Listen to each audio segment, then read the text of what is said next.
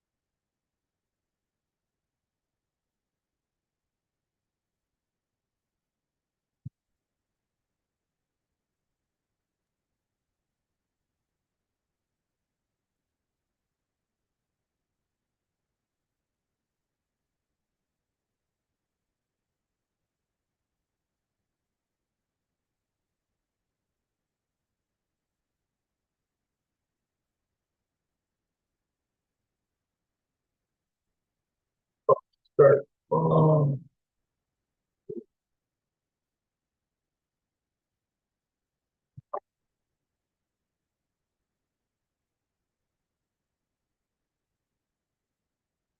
What?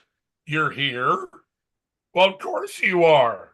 You don't want to miss the Tuesday Night Spectacular. Spectacular.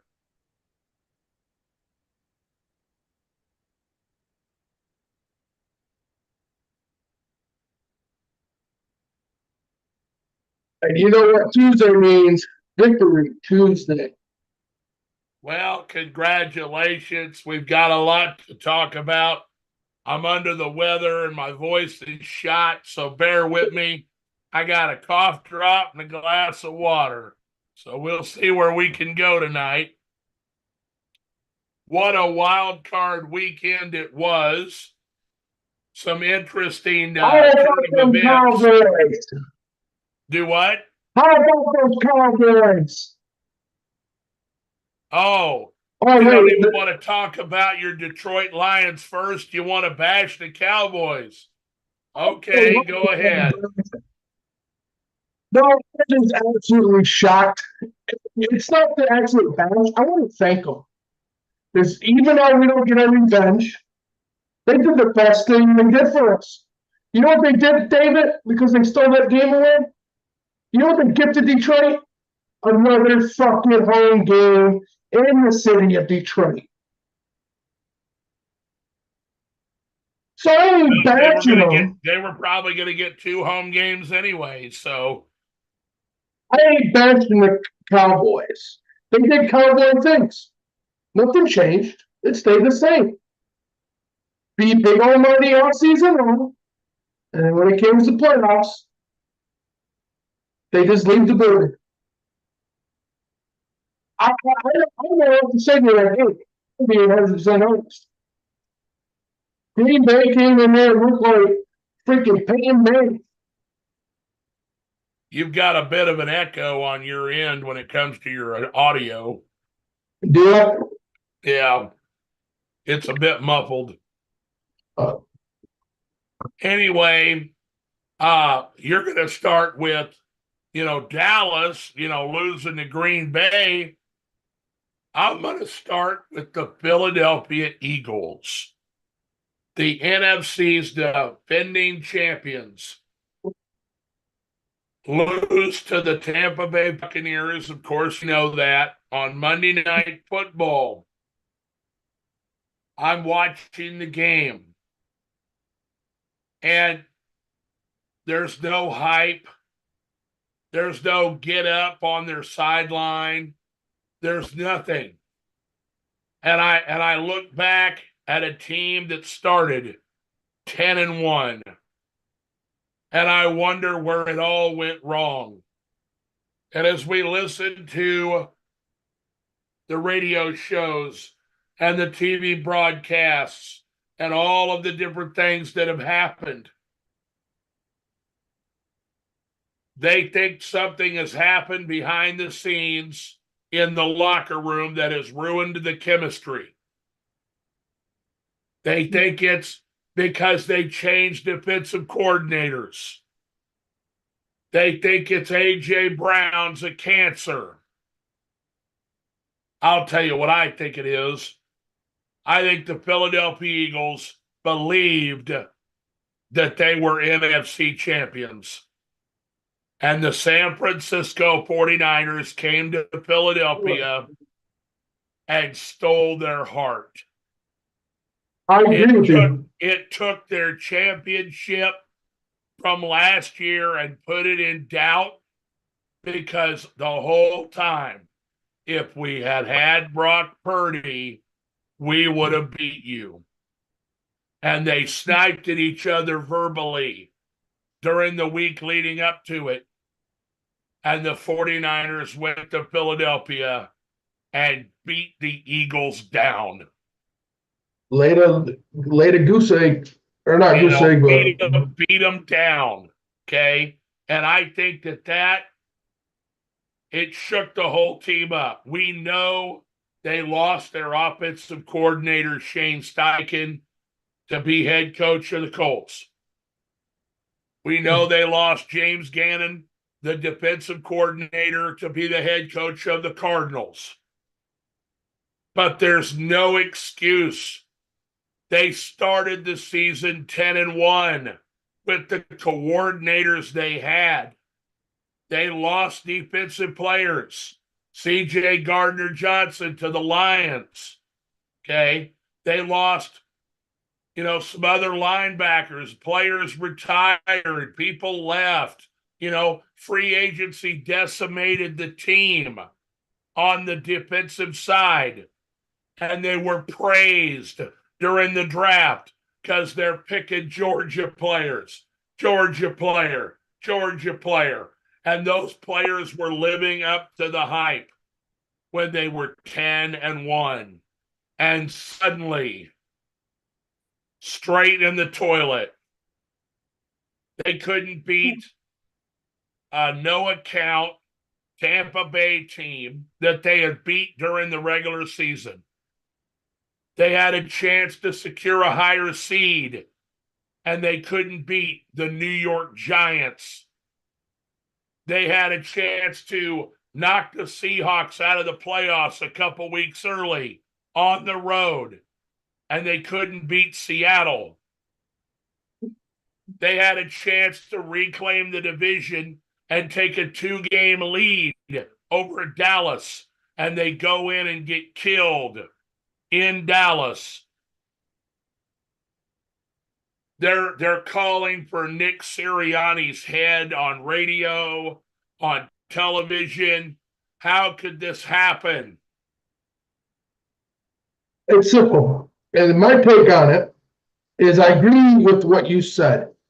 From that San Francisco game, and I'm not exactly fond of the mainstream media with the bullshit in the locker room, but I do think there's something going on in that locker room as a beef-wise, just for the fact that they said AJ took everything off the Eagles off his Instagram this past week when he wasn't playing in the playoff game. Also, did you catch the conversation they're showing the tight end for the Eagles and Hurts on the bench?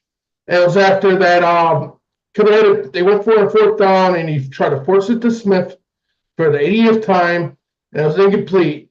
Is it Goddard? If I pronounce his last name right.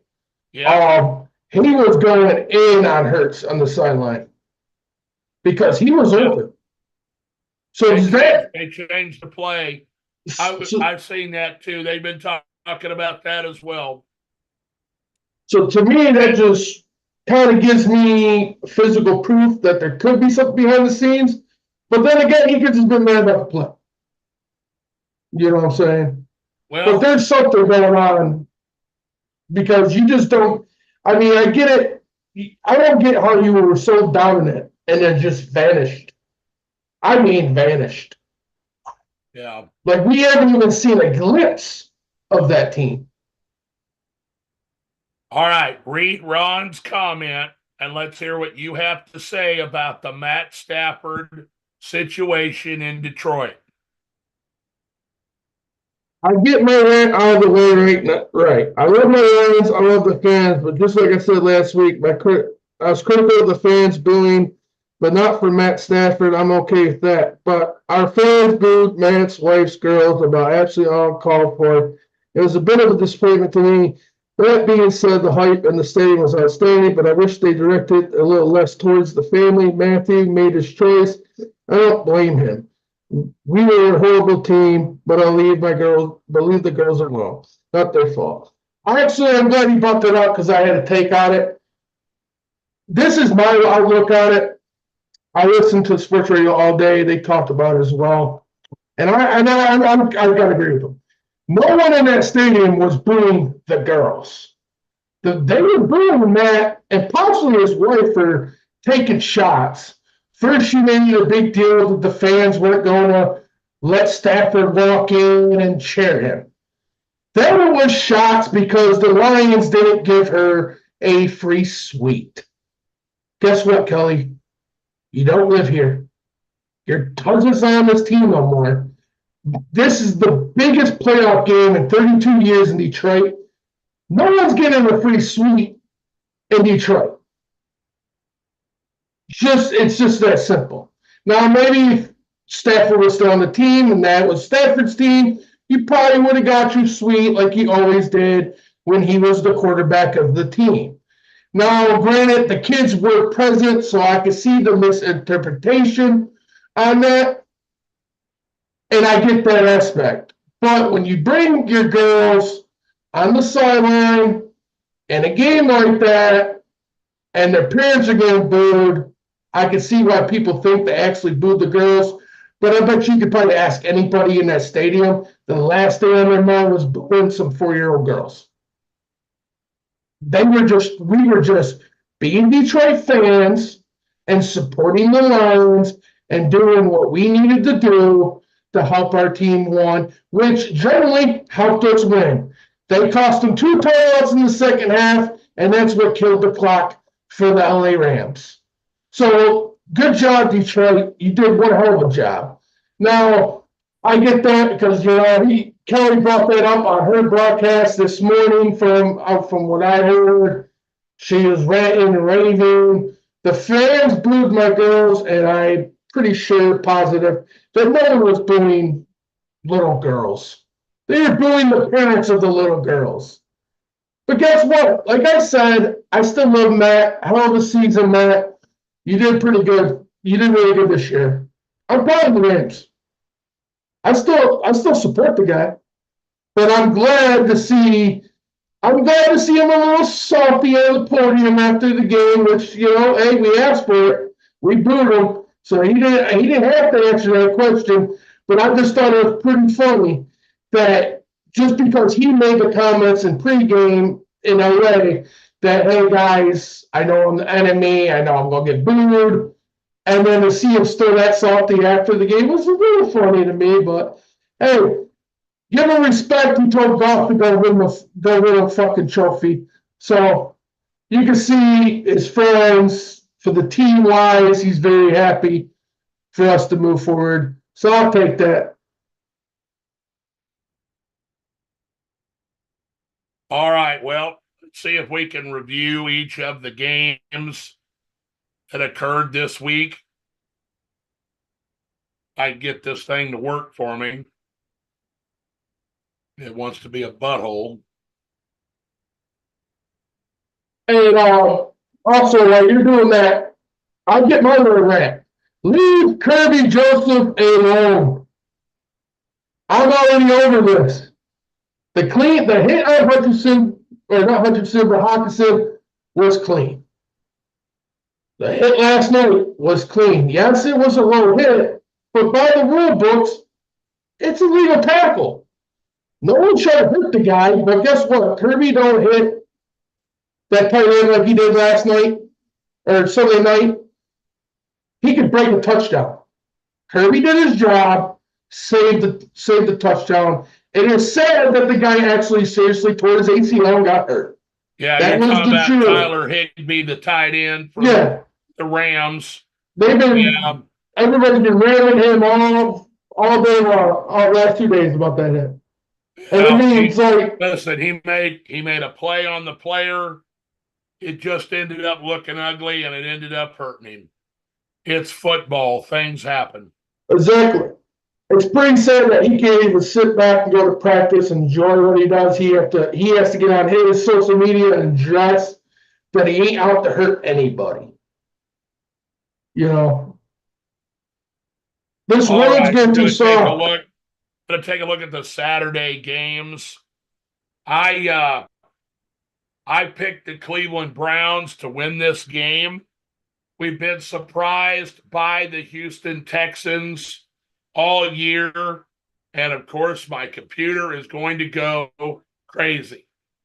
Yeah, so I was going to say, nothing's coming out of my end.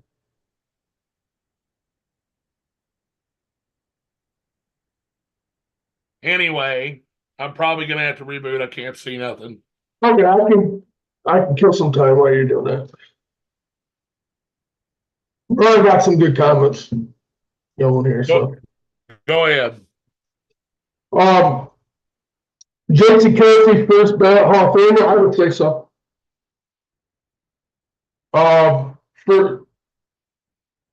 That's who if I had a player to be feel bad for the most is Jason Kelsey. He wanted to go out on top. he wanted to, you know, he wanted to be the guy, win the championship and go off. And be that close the year prior. And then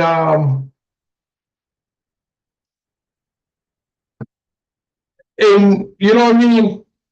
No, no. To be so close the year before and lose the way he did last night, I can't feel. I don't know. I can't tell you how he feels, but I feel nothing but bad for the dude. Dude's a class act, hell of a player. He was a dude that took a lot of criticism for being on the smaller side of O-line, and he's played 13 years in the league, helped win a Super Bowl, probably one of the biggest underdog teams the NFL's truly had, and you can never look past that Eagles backup QB. I don't think a lot of people did not give him a chance to win that Super Bowl. And to see a guy like that actually leave, it's sad. I've actually really became a fan in the last couple of years. Once his broadcast started and I've actually learned a lot about him. Dude's a stand-up dude. And it's actually going to kind of weird to see him not play. But you can tell. I think he's first ballot for sure. Philly may blow up this offseason, and it will be interesting to watch. Yeah, Ron, I mean, there's a real good chance of that. We all know how Philly fans are and how much a-holes they are to other fan bases.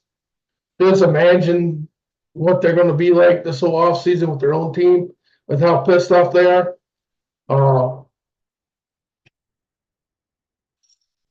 But something needs to happen over there, and somebody needs to figure out the problem. If it's Brown, Brown has to go. Whoever's the problem needs to go because there's something for sure going on over there in that locker room.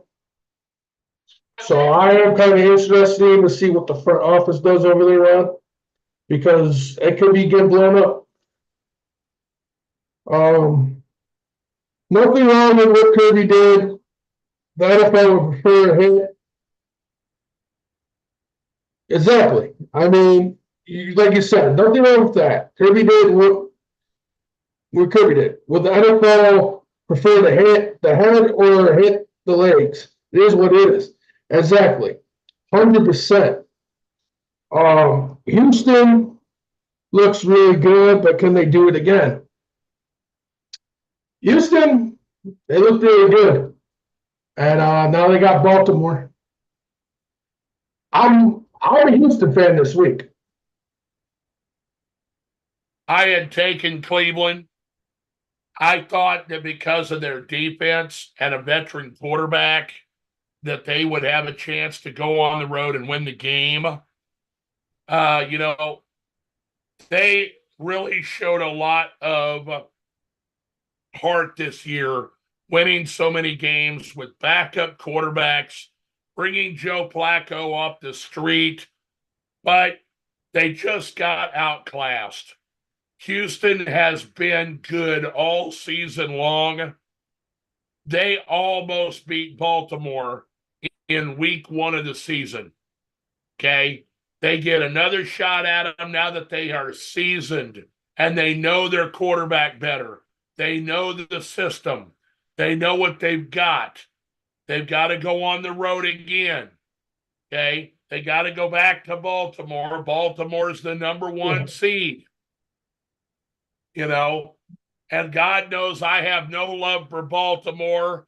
It'll be very interesting to see what they can do. Their defense is going to have to contain Lamar Jackson. I was impressed with Houston in this game. And Cleveland kind of was like, well, they made the playoffs. They secured the top wild card seed. But they're going to have, next year they're going to have Deshaun Watson coming back. He was playing very well. They beat Baltimore in the last game he played this season before he found out his shoulder was messed up. So he's got off-season surgery. Hopefully they're going to get Nick Chubb back. He's got another year left on his contract. Because of the points that was given up by Cleveland, Jim Schwartz is probably not going to leave for a head coaching job. He'll be the defensive coordinator again, and they'll have another year to load up on, fresh faces and free agents because they've got plenty of cap space. And, so look out for Cleveland next year. I like Houston going forward. We'll discuss their game with Baltimore in more detail later in the program. And I got something a little for you guys because I'm not 100% sure. But I got a nice little insight to add when we get to that matchup looking out, so you guys know.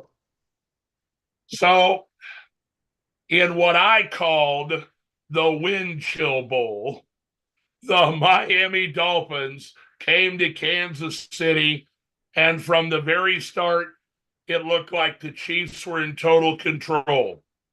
And they pointed some things out today on the radio, on television. They said, well, how come the Chiefs don't get in the end zone more often? And they said that because the defense is so good this year, Patrick Mahomes is not forcing the ball into positions that could cost turnovers. Field goals are good enough. They have not allowed a team to score 30 points all year long in the league. 24 points is the most they have allowed, Well, let's most be of this season. See, here's my take on that. I don't buy so much in that. The defense is rock solid. And I'll give you that because that's only why your ass has won the division and in the playoffs again. Your offense side of the ball has been struggling all year. I don't buy Mahomes is just not forcing the balls. He's not forcing the balls because he has no receiver he can trust like he had prior that would come up with that ball. I also want to give, so I'm not saying they're totally wrong, but let's be real. If you had Hill still, or what's his name that's playing in New England now? Smith-Schuster. Smith-Schuster, I think he would try more balls than he truly does. But also, what really helped KC is, I don't know what the fuck Mike McDaniel was doing all game. I don't know if the cold fills his mind. I don't know what the hell you just said. Slow down and say it again. I said, I don't know if the cold just froze Mike McDaniel's brain, but those play calls he was calling all night were the biggest trash can I've ever seen. I mean, he played so conservative that he didn't even give his chance of his team to get back in the game. I mean, they throw the ball one long time to Hill. Hill burns the defense for a touchdown. They never go back to that play again. Not again. Didn't even try to go long. Kansas City's defense was hammering on the receivers. They were, you could see a video of L'Jarius Sneed.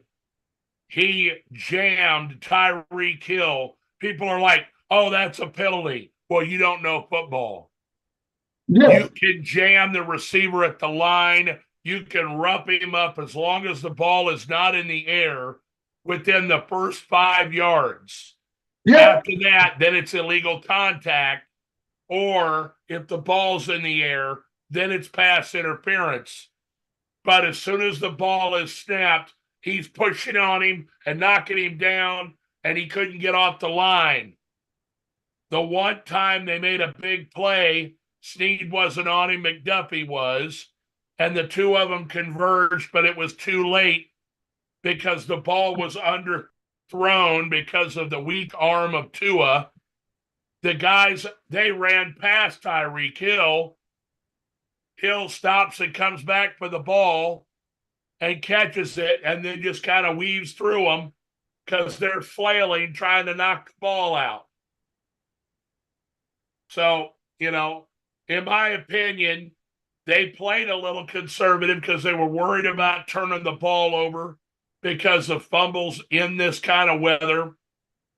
I think that they did not utilize the running game enough because the running game was getting stuffed all night long. And, I just think the better team won. For sure. I mean, that's all there was to it. But it was crazy. It was so funny. When we had the pandemic, we had Andy Reid with the face shield. And in the wind chill bowl, we got Andy Reid with the frozen mustache. I'm like, Jesus Christ, shave your mustache off, Andy, at halftime. So funny. Yeah. Looking at the Dolphins for next year, okay, they've got Tua under contract. He's going to want a contract extension. I'm sure they're going to utilize the fifth-year option if they haven't already and continue to have him play. They need to have him continue to prove it before they sign him to a big deal. They're already paying a few players like Tyreek Hill some big money. And, I think that they need to improve the defense. The defense is the weak link right now with the Dolphins going forward. If they get the defense straightened out, I think they have enough weapons offensively to do what they need to do, but everybody still questions, Tua led the league in passing yards, but because he doesn't have the arm strength of other quarterbacks, people are still questioning him.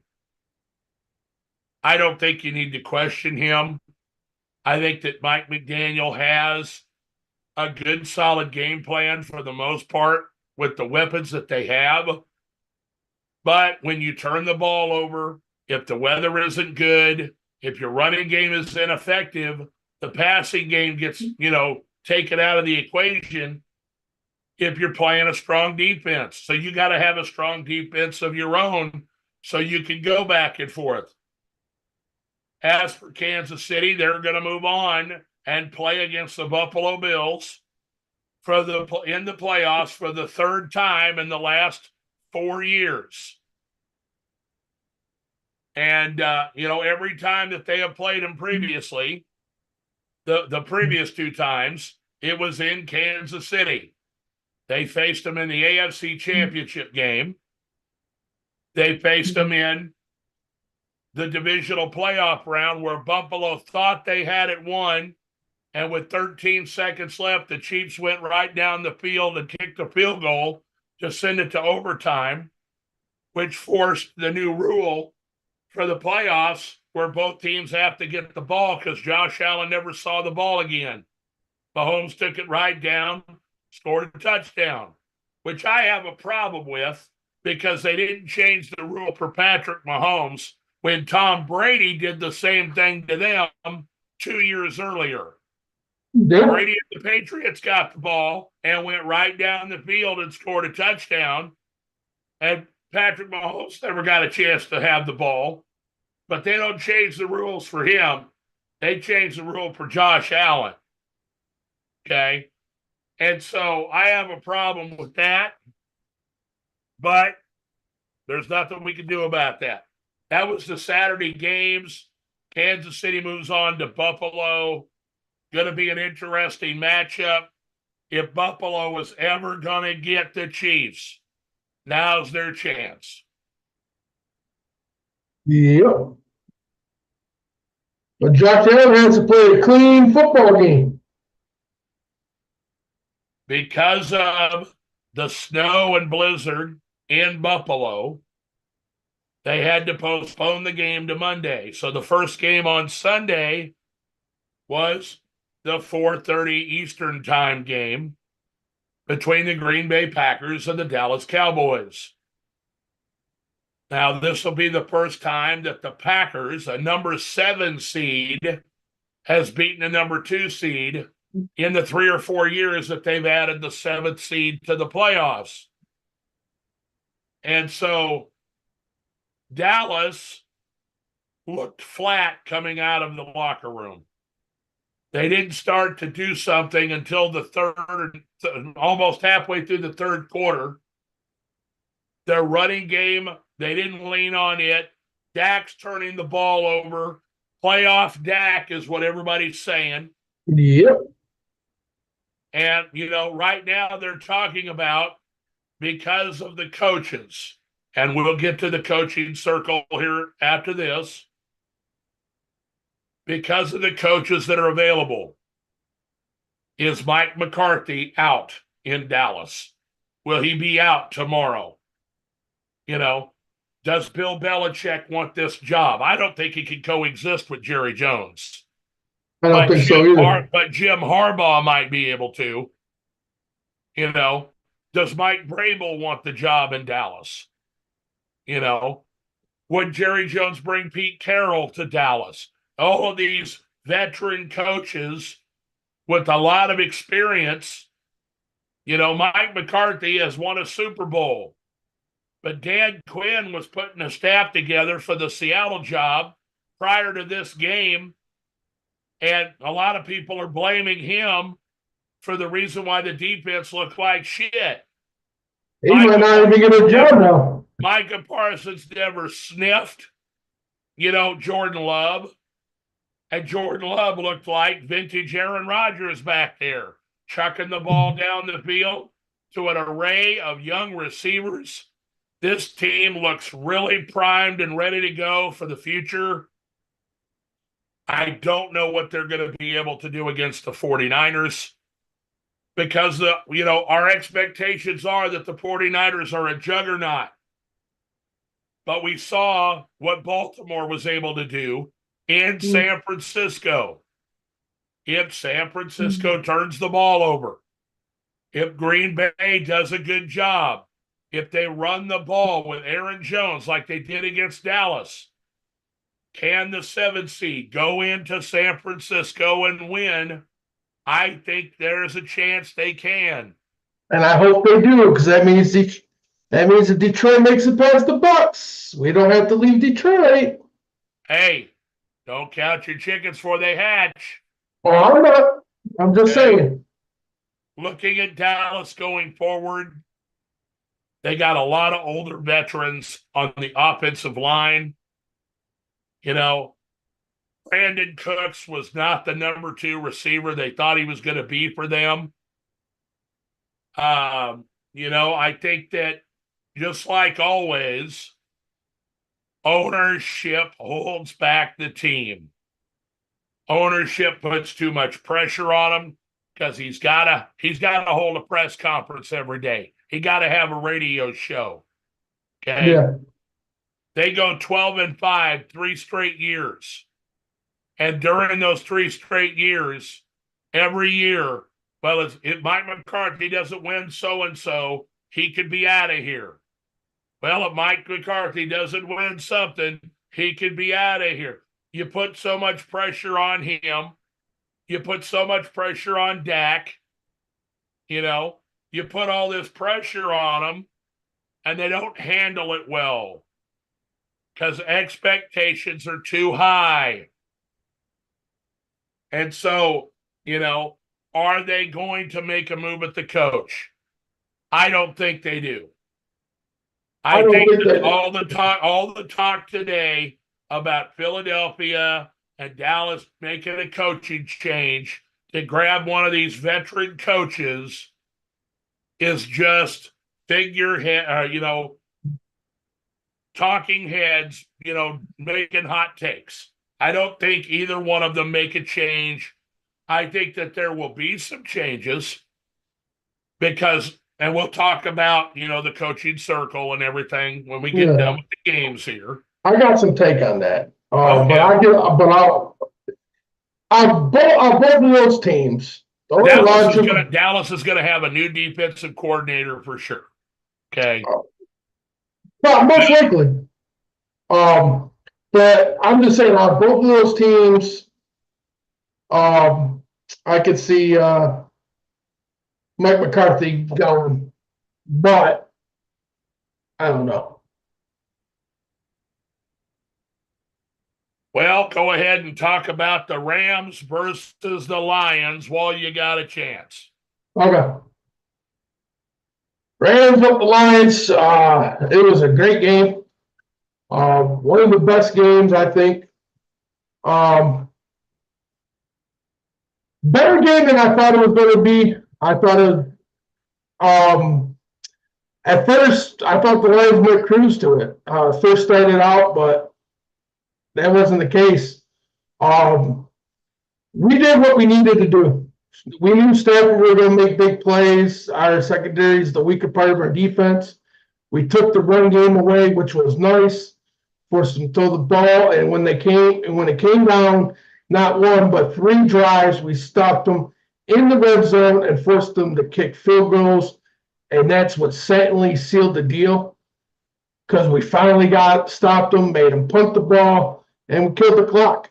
Goff, the offense, they played awesome. The only thing they need to do is try it next week. I think they gotta score a little bit more, make a little bit more plays. They kind of vanished there for a short period of time in the game, and I didn't like that. But when they had to make the play to kill the clock to end the game, they got it done, and I can't ask for anything else. From preseason, I said my goal was to win a division and win a playoff game. I actually said if we won the division, it was awesome. If we didn't win the division, I really truly didn't care. At the same time, my main goal was to win a damn playoff game. And I got all damn three. I got a 12-5 record. I got the division champ, and I got a damn playoff win in the city of Detroit for the first time in 32 years.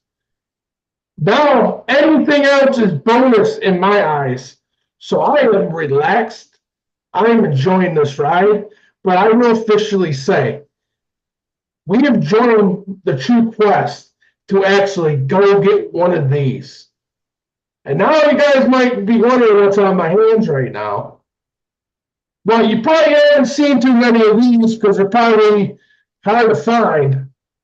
But I actually have two replica Detroit Lion championship rings from 1952 and 1953 on my fingers. And now I know we don't have championships no more. But let's turn one of these rings to a Super Bowl coming soon. Maybe not this year, but in the future, the next few years, you will be dealing with that with the Detroit Lions. Yeah, so here's my take on the whole thing. I think that, it was a great matchup between the Rams and the Lions. You kind of exercised more than one demon in this game. I was like, oh my God, your former quarterback's going to come to town and he's going to beat you, And I was like, this is some bullshit. I was giving you a hard time, but I was like, I can't believe that this is about to happen, And I told everybody, I was like, and everybody was all the jerseys, change it to J-Mo, and when he comes out, boo him, and all this other stuff. And I'm like, you guys are just setting yourselves up for a letdown. 1-point loss, okay, by the Rams. Going forward, the Rams look good as well as the Detroit Lions do. Oh, for sure. And so, I think that both these teams got a bright future going forward. I think that there's a chance that Aaron Donald may retire. He talked about it a couple years ago after they'd won the Super Bowl. I don't think they necessarily need him to anchor the defense, but they need to work on the defense. The defense has always been the weak link of the team. Their offense, man, they found some diamonds in the rough. Kieran Williams at running back is going to be their starter going forward. Puka Kanua, I think any other year he'd be rookie of the year if it wasn't for CJ Stroud. Oh, for And sure. so, and I know you want to say, well, Sam Laporta and everything, but Hey, look. Laporta didn't put up the kind of numbers Nakua did. I Mhm. realize they're two different positions. Yeah, well, of Probably the course. best rookie tight end ever. Nakua, set all the records and everything. And so, looking at the Rams going forward, Sean McVay was very positive in his post game, despite the loss. I think the Rams are contenders going forward.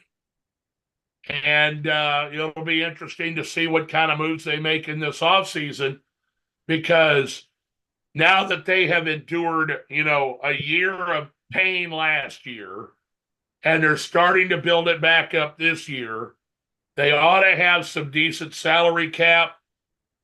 Los Angeles is a free agent destination, and they may be fighting for quite a few free agents between them and the Chargers, depending on who the coach is going to be, in LA there. But, Um, talking about Detroit, okay, you got your victory at home. You won your first playoff game in 32 years. The excitement, the relief, the joy that you seen in some of the fans when they showed them on TV. And just like you said, you're kind of playing with house money now. You did everything that you really thought you could do. Anything you get beyond this is gravy. And exactly. if Green Bay somehow manages to go into San Francisco and win that game, and you take care of business properly against the Buccaneers at home, you could be hosting the NFC Championship game. We could be talking about that next Tuesday. And I know how excited you would be Oh, knowing you're dude. in the Final Four. Dude, I'd be so fantastic if that happens. You know, here's the thing, like you said, Matthew Stafford coming back in town. Um, Everybody's heard of SOL, same old Lions. We've dealt with that from our own radio stations, our own fans, our own family, our friends that gave up on the Lions. People, you know what I mean? We've heard that our whole life. Not only did we get our first playoff win, we nailed that coffin shut and we buried it and threw it down below. Us beating Matthew Stafford in a game that he could never win for Detroit Sunday night, to me, was the final task, and it played out perfect to start a new regime, a new legacy of the Detroit Lions. We can put all the bad stuff, all the horrible calls, all the negative shit that's happened to this franchise the last 60 fucking years. We buried it. Well, listen, There should be no more pride. as a person who's been a fan of a team that up until the last 6, 7 years felt like we were cursed. Okay. Felt like that, if it could go wrong, it will. Let me tell you and your friends, don't let doubt creep in. There are times that it's going to look like same old Lions again, and you're going to lose your mind because you have PTSD from years of trauma. Stick the course, stay the course. Things are going to work out. It may not work out on your timetable as a fan, but you've got an opportunity here. You have a young team. You've got more draft picks coming next year. You've got probably a contract you're going to have to sign, Jared Goff. Okay. That's going to dig into some of your salary cap room, but you have a decent salary cap number right now. Yes, we do. You're going to have to replace some players that are going to want to leave in free agency. It's the nature of the business. The defense must continue to improve. It's gotten better compared to last year, but it needs to be even better. And I think that's their Achilles heel right now. In the first half, when the offense was on track, Detroit looked like a juggernaut, even though the Rams were scoring with them. But in the second half, when the offense couldn't do anything, the defense started letting the Rams creep back into the game because they couldn't hold serve. So I'm concerned about that going forward. Hopefully, they'll put together some real good game plans. Aaron Glenn, you know, they have plenty of tape on these teams. They played Tampa to a 20-6 victory. I believe it was in Tampa earlier in the year. Yep. And so, but one of the scores in that game, was set up because of a turnover inside the 10. And so, if it wasn't for that, it was super low scoring. You had a hard time running the football, but I think you only had one of your running backs at that time. The other one was hurt, and Yep. I can't remember which one it was. Montgomery missed that game. Montgomery missed that game. It was just Gibbs. And he's the guy that's your battering ram against a tough defense. So things are looking up then. And because they have more experience, these younger players going into this game, it's looking good going forward. Exactly. I've lost my screen again, but I can see that you can still see me. So we'll just move on. So we got the Pittsburgh Steelers went into Buffalo. They had to play on Monday afternoon, which I know aggravated some people. I made it home from work in time, just so everybody knows. Got lucky. And so I made it home in time to see the game too, but, it's because I was kind of sick. And, for a while, Buffalo was killing them. Yeah. But what has become accustomed, just like Detroit, they get out to a big lead, and then suddenly their defense starts to let the other team creep back in. And for a little bit, I thought Pittsburgh was going to start to come back. But their defense, held out there at the end. They made a couple of big plays offensively, and they secured the victory. Josh Allen needs to continue to play mistake-free football because his team cannot overcome mistakes by him. As for Pittsburgh going forward into next year, I like the core of young players that they have. Pickens at receiver, Harris and Warren at the running back position. But the quarterback spot is an unknown. They had to play their third string quarterback, I think, because they don't have a lot of faith in their first round draft pick, Kenny Pickett. He needs either more seasoning or he needs to really get his head into the game this offseason.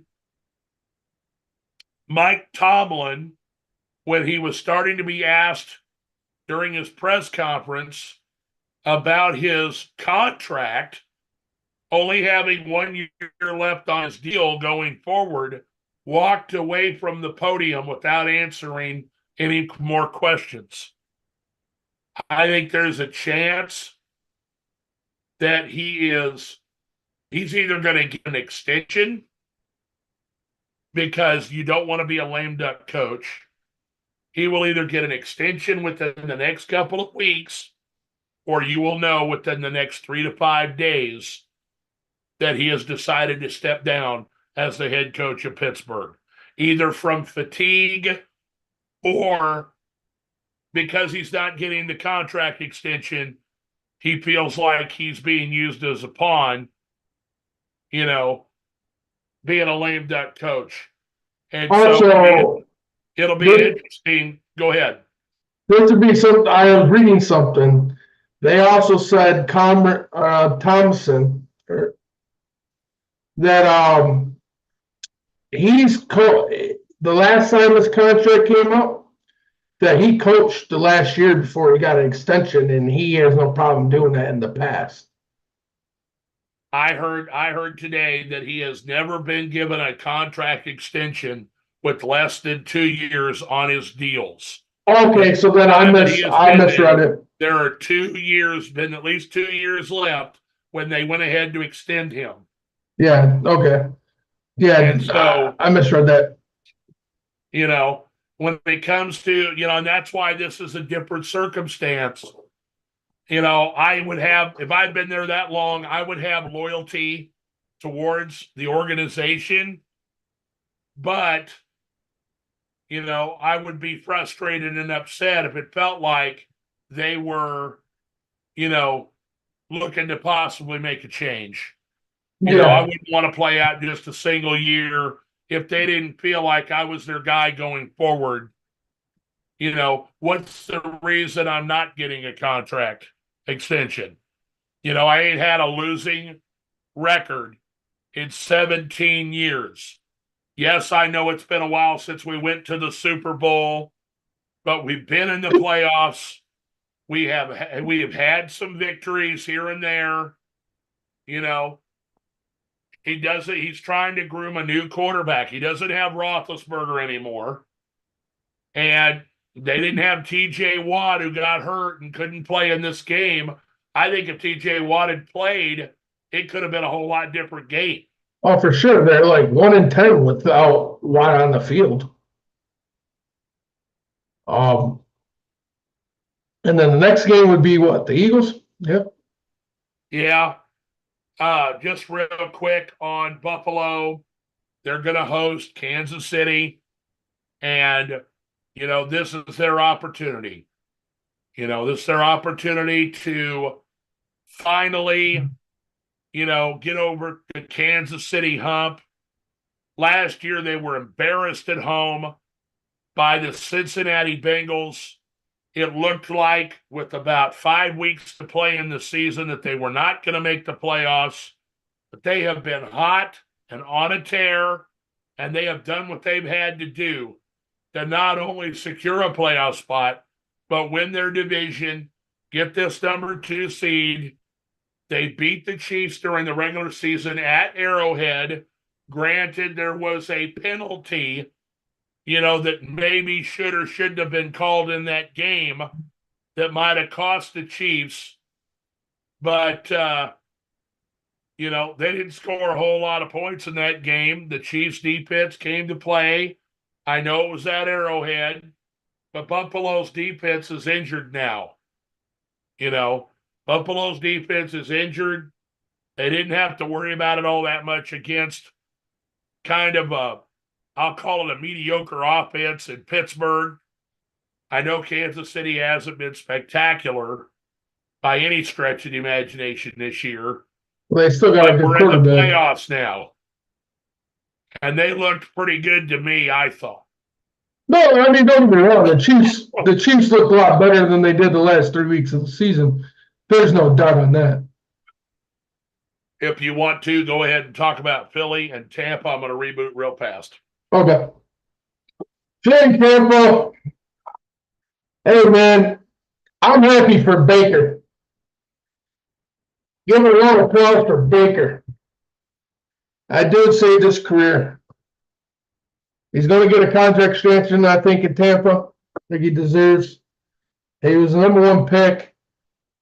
And I don't want, what I mean? I know Detroit did that thing with Stafford, before Stafford, we went to cool QBs, and then we got Stafford that was around here for 12 years.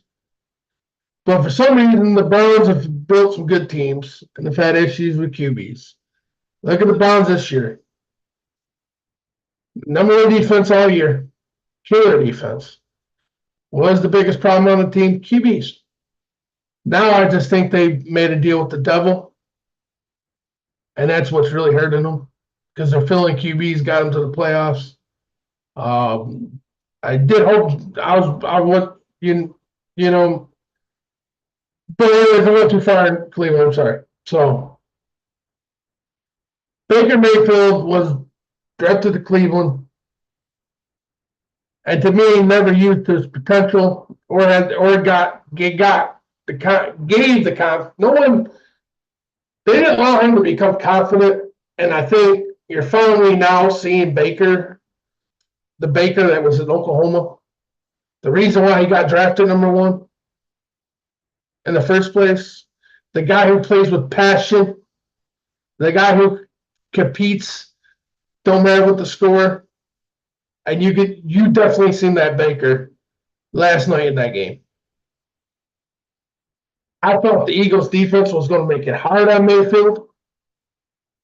I mean, obviously they didn't show up, and Baker played a pretty decent game. So, I mean, you got to give Tampa credit. Tampa came in there ready to fight, and they earned that game.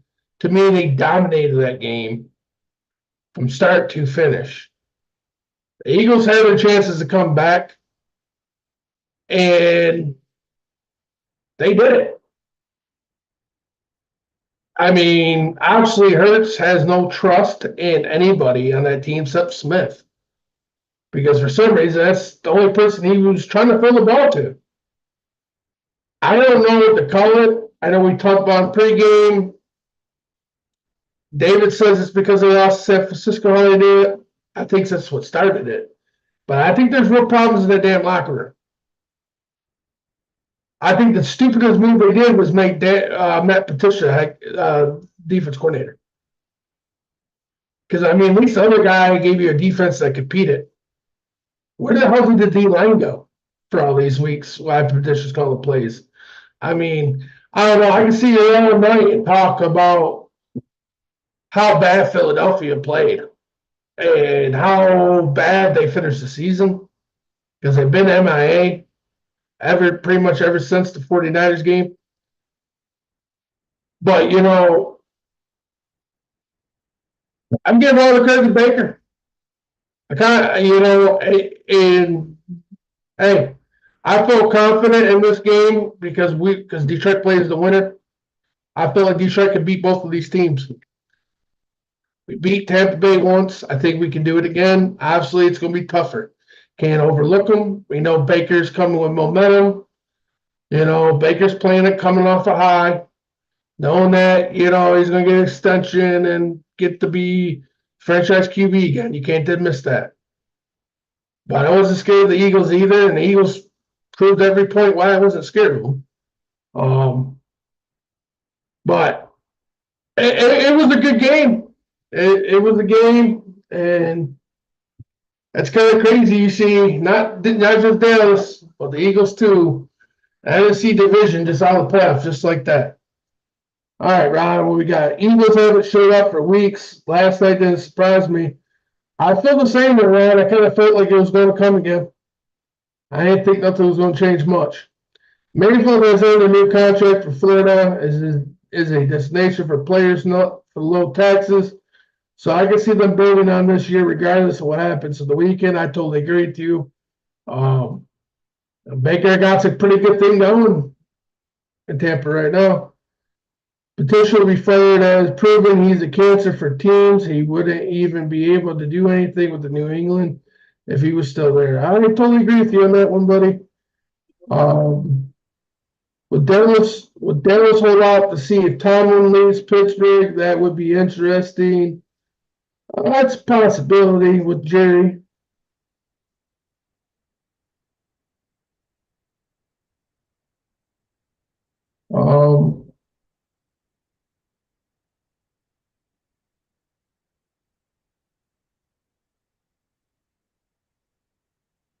I mean, I could go on about how bad that game was for the Eagles. I think San Francisco took their heart, and from that point on, that they just kind of imploded. We talked about it earlier in the broadcast about them losing their offensive and defensive coordinators this offseason. And now, I think that they are probably going. I wouldn't be surprised if they fired the guy. Okay. But they just the same as we talked about with Dallas. You've got Belichick and Harbaugh, Carroll and Vrabel, and all these guys that have experience, proven winners, okay, that have an opportunity to come in here and start fresh. They might need a reboot in the locker room. And so, that's going to be between Howie Roseman and Jeffrey Lurie to make that decision. Just like in Dallas, I think it'll be in the next couple of days. They're not going to screw around if they decide to make a coaching change. They can't afford to wait. Interviews are already taking place, and that's where we'll get to if it'll share and not have a heart attack. Yeah, because I know We're back to Ben the Johnson. head coaching vacancy. Because I know Ben And Johnson. I got the Seahawks on there this time. You did. Because I know Ben Johnson and Aaron Glenn are doing their interviews Friday and Saturday. This fucking thing. This is not. It's just not our day for technology. Well, listen, I'm going to tell you this, okay? I've needed to have my computer taken in and have it looked over for a while, but I don't know how long it's going to take, and I didn't want to miss any of our Tuesday night shows. So as soon as the season is over, I'm taking my computer in to have it looked at. Until then, we just got to kind of deal as we go here because it sucks. Yes. I'm looking to upgrade stuff off season anyway. Let's go with, we've got the coaching openings are as follows. The Atlanta Falcons, who we have talked about, I brought it up last week. Here's my victory lap that I thought Bill Belichick would be perfect for that job. Yes, he did. He has already interviewed there. They need a quarterback. They've got a young up-and-coming defense in a weak division with an offense that's got tons of weapons and no direction on how to use them. If Belichick goes to Atlanta, let's say he brings in Josh McDaniels to be his offensive coordinator. As a coordinator, McDaniels is good. He can't be a head coach. Okay? He'll bring in, his son or some other players and people that he knows to be, to work on the defense. He may go back to calling the defense because it's a fresh team. Okay? He'll have some general manager powers. They'll hire a general manager that will work with him to get the players that they need to bring in. I think it's a perfect fit in Atlanta for Bill Belichick. The Chargers have interviewed Jim Harbaugh. I said from the get-go, if the Bears' job didn't open up, which it didn't, they fired their coordinator on offense, which we talked about. Mm-hmm. All the things that we talked about have kind of happened. Harbaugh is a perfect fit with the Chargers. He played for the Chargers when they were in San Diego. He started his coaching career at the University of San Diego. Then he went to Stanford. Then he went to the 49ers. So he's been on the West Coast a lot. Okay? He's already got the quarterback there. But he's an old school coach. Look at Michigan. Defense and run the football. If they concentrate on the defense and run the football, you know what you're going to get out of Herbert. Yes, they've got Patrick Mahomes and the Chiefs in their way in that division, but I think it's a damn smart play to bring him to L.A. Also, but here's the one thing I've heard a rumor I shared it earlier. The Raider, from insider source, it's been released that the Raiders are really so interested in Harbaugh that they have mentioned, I guess, mentioned possibly even drafting JJ as a commitment to get Harbaugh to be their coach. Now, I don't know how true that is, but if that's the truth, Raiders might be really into Harbaugh to the point where they might guarantee him that they'll draft JJ McCarthy. And I don't know about you, but they're very close. I am under the impression, and you may not agree. Hey, I still think AP should get the job. So if that's what you're bringing up, I'm on the same page. You should go to the Chargers. Okay. I think you should go to the Chargers because at least ownership with the Chargers isn't like bipolar. Okay. I agree with you there. But Mark Davis is bipolar. All right. Yes, they've got a new stadium. The Chargers have a new stadium. Yeah, but the Chargers have no fans. The quarterback in place. It's the hardest thing to come up with. Saying you're going to draft J.J. McCarthy, there's no guarantee that he's going to work out in the NFL. There are tons of quarterbacks that look great in college, and they go to the NFL, and they're not the same. Okay? And on top of that, Devontae Adams said he wants out of the Raiders. Okay, so you're going to be losing some of your prime players. Max Crosby said if they don't hire Antonio Pierce, he wants to be traded. So you got two of your top players that are not going to want to be there. You don't have none of that to worry about if you go to the Chargers. Well, I'm not disagreeing with your take on it.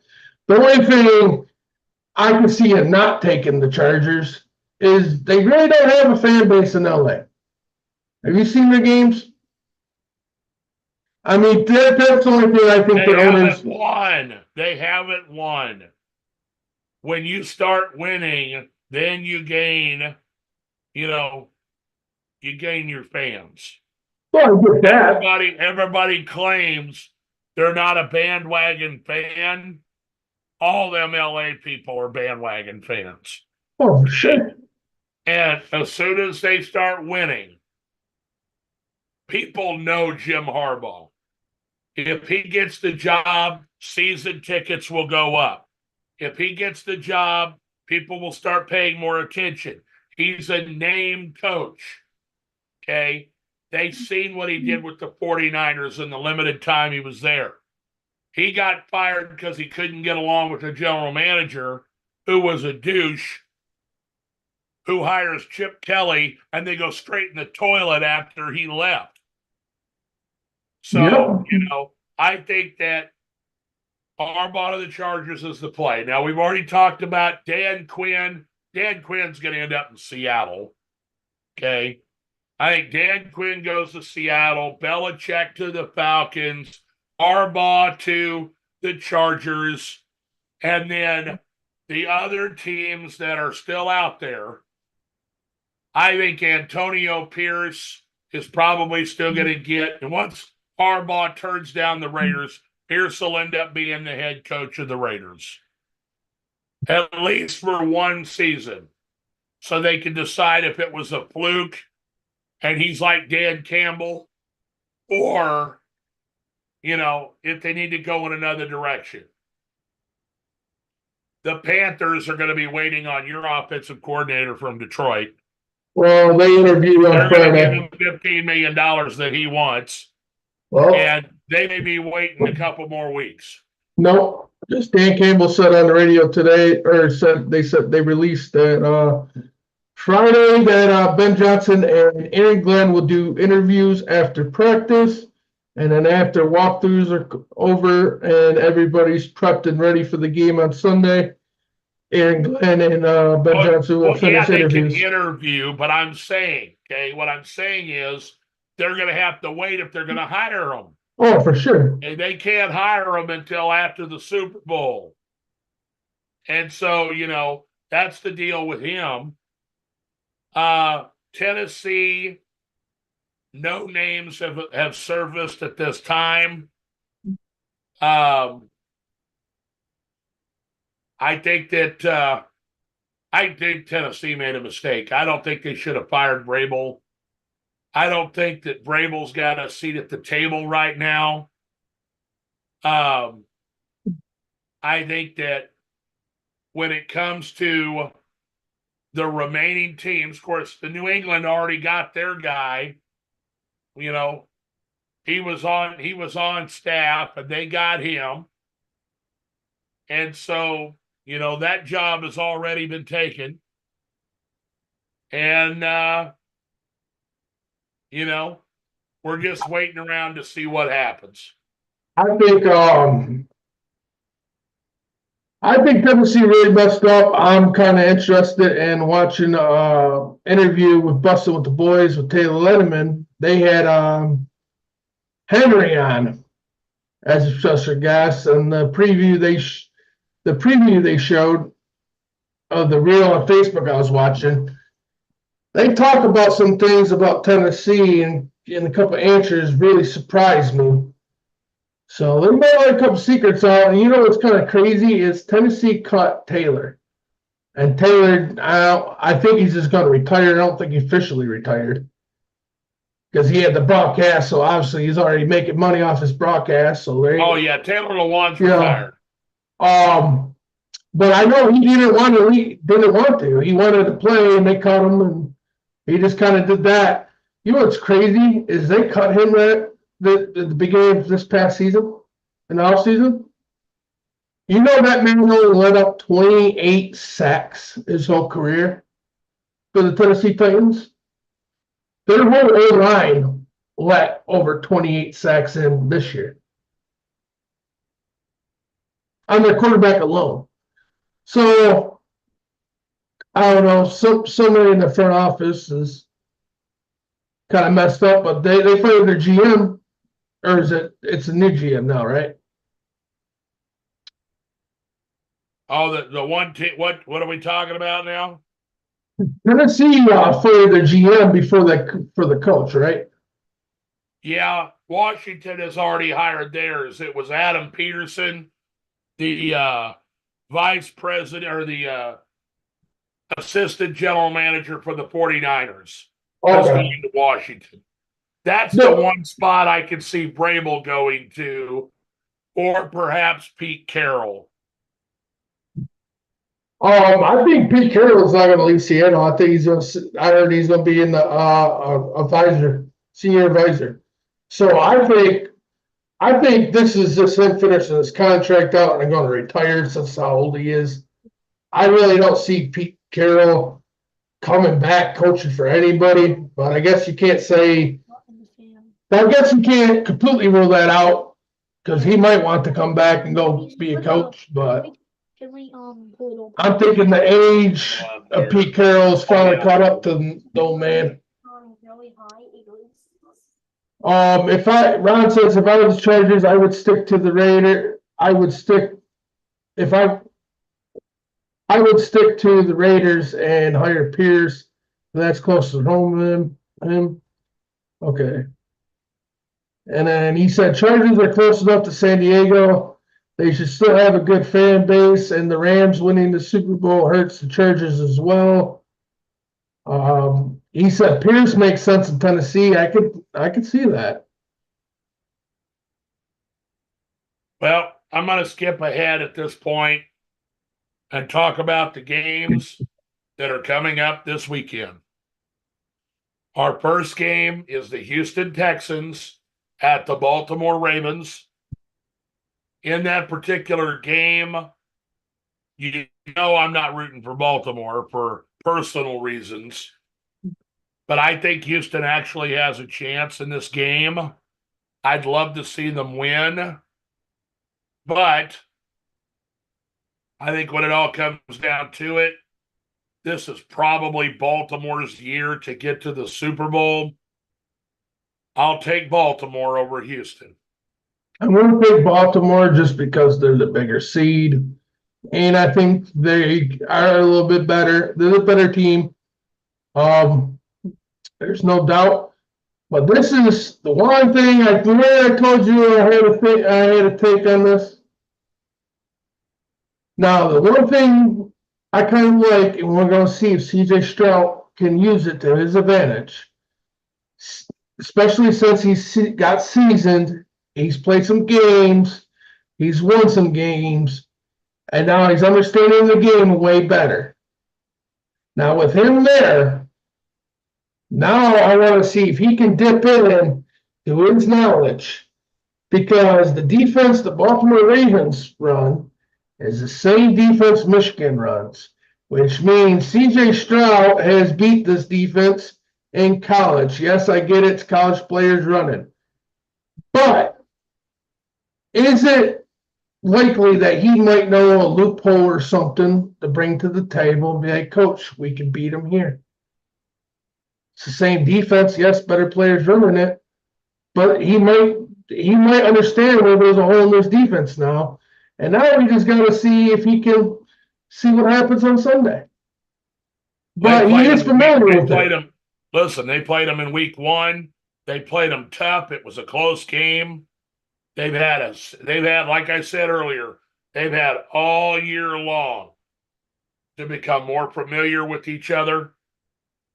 That's 16 games, 17 if you count the playoffs, that they've had for CJ Stroud to know his offensive line, to know his receivers, to know the system better, to be a winner, to be the rookie of the year. Can he take the team on his shoulders, go into Baltimore, and knock off Lamar Jackson and a team that in Baltimore looks like they're destined to go to the Super Bowl this year? That's the question. I'd love to see Houston win. I think we've seen that Baltimore's probably going to win. You know, I'm saying when with you you. talk about Baltimore, listen, they're on their 4th string running back along with Gus Edwards. You know, they lost J.K. Dobbins. They lost Keontae Mitchell. They got Gus Edwards, and now I don't know who's backing him up. They had Melvin Gordon, but they don't trust him with the ball because he's a fumbler.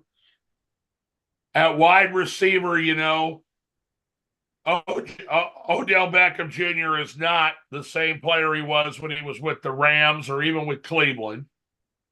The guy who's been getting open the most is Zay Flowers, the rookie. You know, they've been using Isaiah Likely at tight end, and they may run a lot more double tight end sets because Mark Andrews is scheduled to be back off of the temporary IR.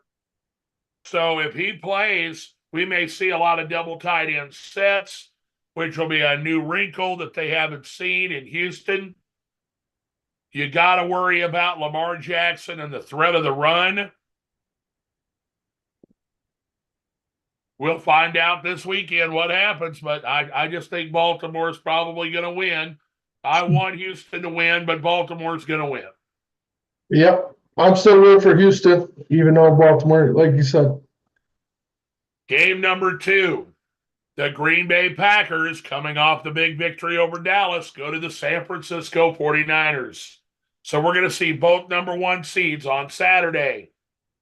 We saw what the Packers were able to do against that Cowboy defense. Now they play the 49er defense. There is so much history between the Packers and the 49ers in the playoffs over the last 25 years. You know, it used to be, it was last week, Packers versus the Cowboys, all the way to the Ice Bowl. Yep. But Brett Favre and Aaron Rodgers against the 49ers Jeff Garcia, Steve Young, Colin Kaepernick. Now you got Brock Purdy. Okay.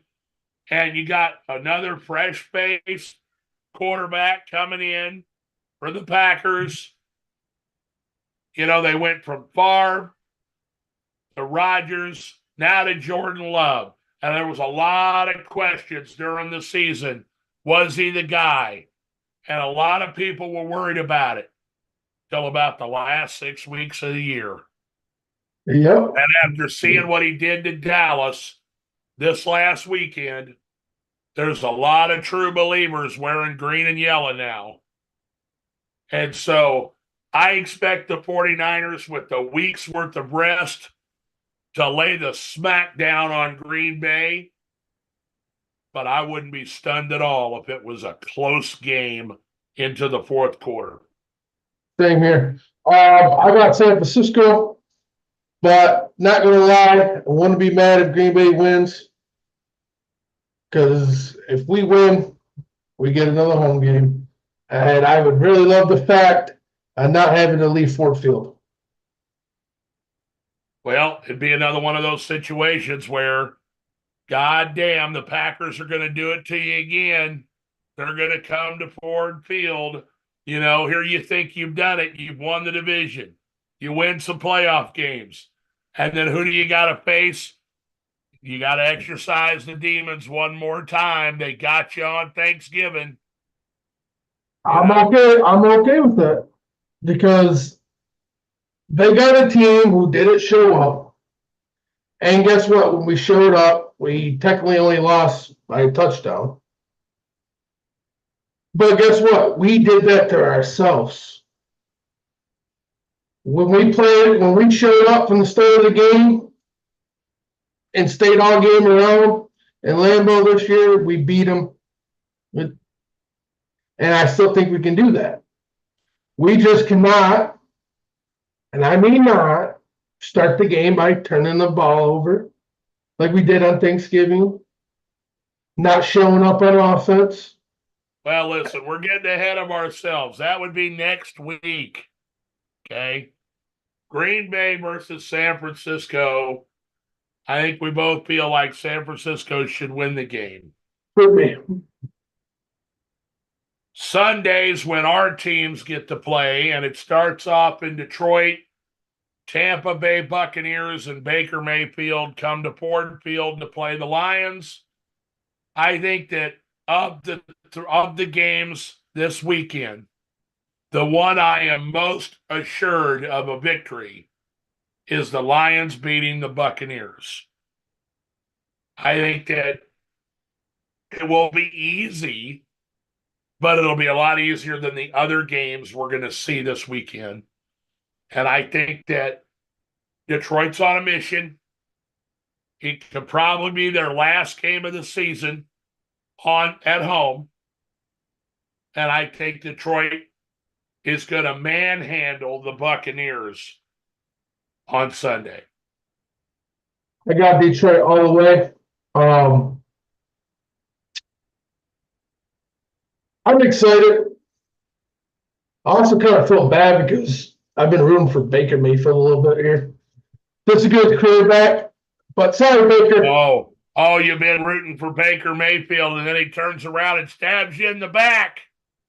Hey, I'm all about my Lions on game day. I rooted for him long enough. He saved his career, regardless if he wins this game or loses it.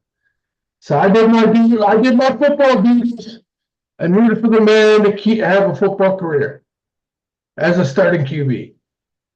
But I think it's going to be a good game. We got our running game's healthy. I think we find a way to run the ball. Goff's on a mission. But I wouldn't be surprised if Goff shows up and guns blazing. His confidence is a whole new high. It was pretty cool, the short, and after he won that game, I think it was probably his father-in-law, maybe his dad, whatever, was driving the truck he left in. And he pulled up to a stop sign, and there's a bunch of Lions fans, and his dad had the window down, and all the Lions fans noticed Jared in the passenger seat, and he was posing with the fans with the windows down. They were screaming "King of Detroit." So I wouldn't be surprised if the Lions show out like David says. Myself. Well, then we got the final game of the divisional playoff weekend. The Kansas City Chiefs go into Buffalo. It's going to be Patrick Mahomes' first road playoff game that's not the Super Bowl, not a neutral site, technically, neutral site. And so Buffalo had to win 6 games in a row to get to this point. Okay? They had to win against Pittsburgh to get to this point. Since they made the change between Ken Dorsey and the new offensive coordinator, Joe Brady, the team has been running the football more with James Cook. Stephon Diggs hasn't been such a big focal point. They've been able to spread the ball around, especially to their 2 tight ends, Dalton Kincaid and Dawson Knox.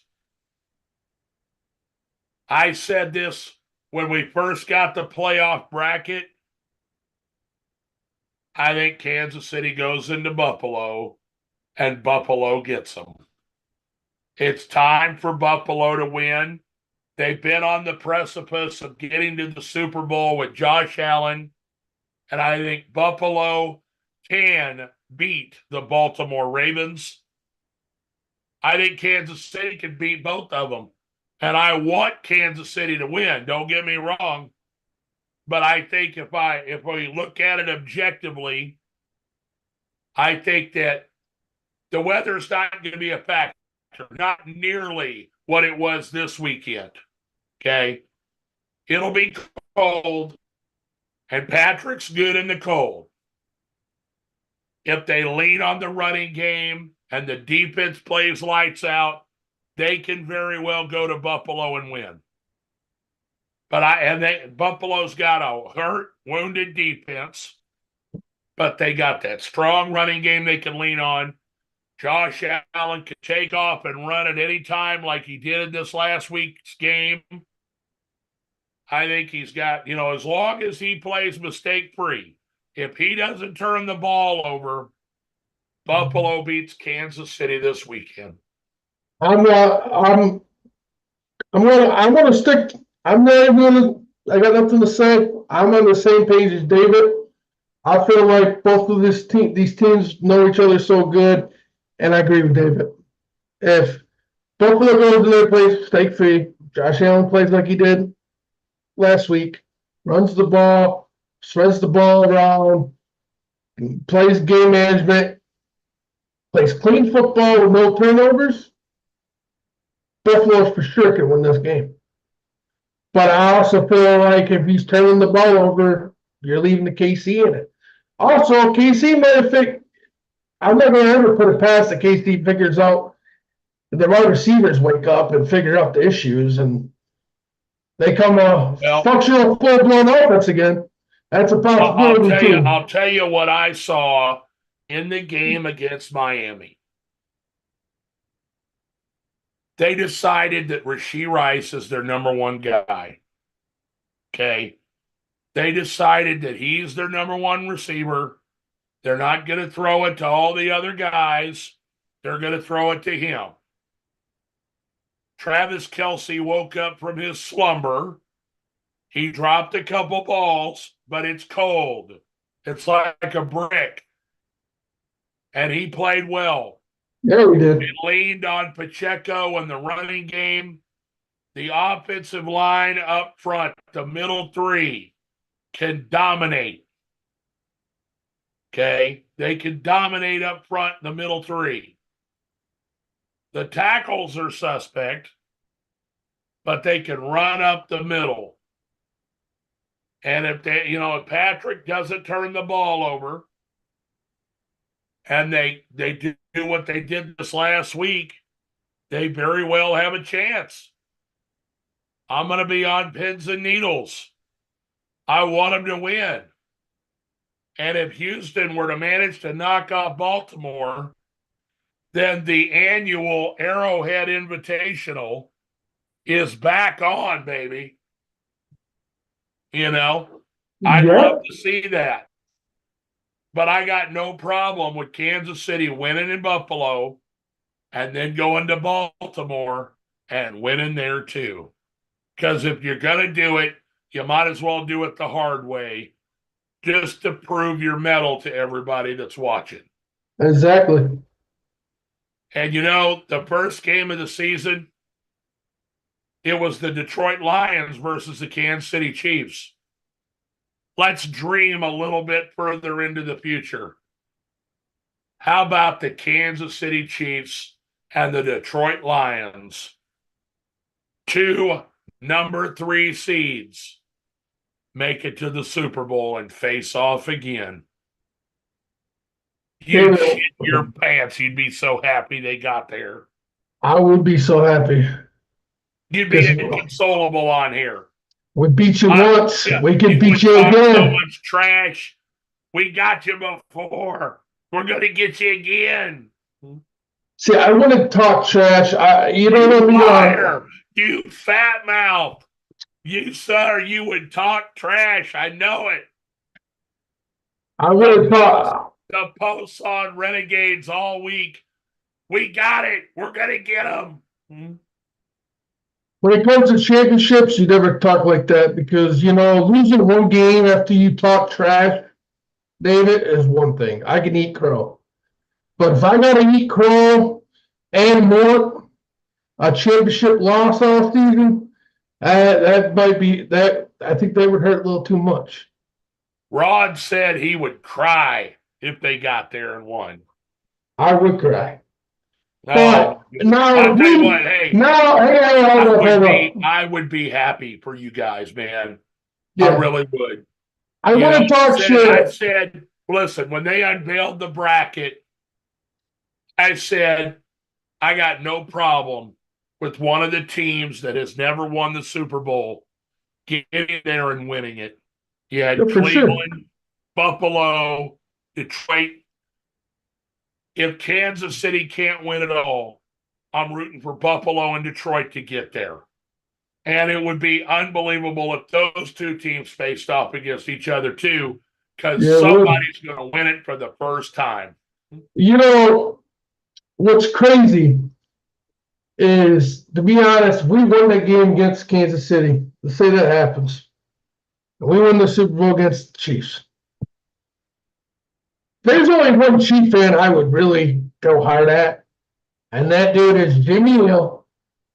And as much as I respect him and like him as a person, the one thing that drives me nuts about him is he's from Michigan, and he left Michigan because he hates Michigan. So anything to do with Michigan and the Lions and everything, it's never good enough. It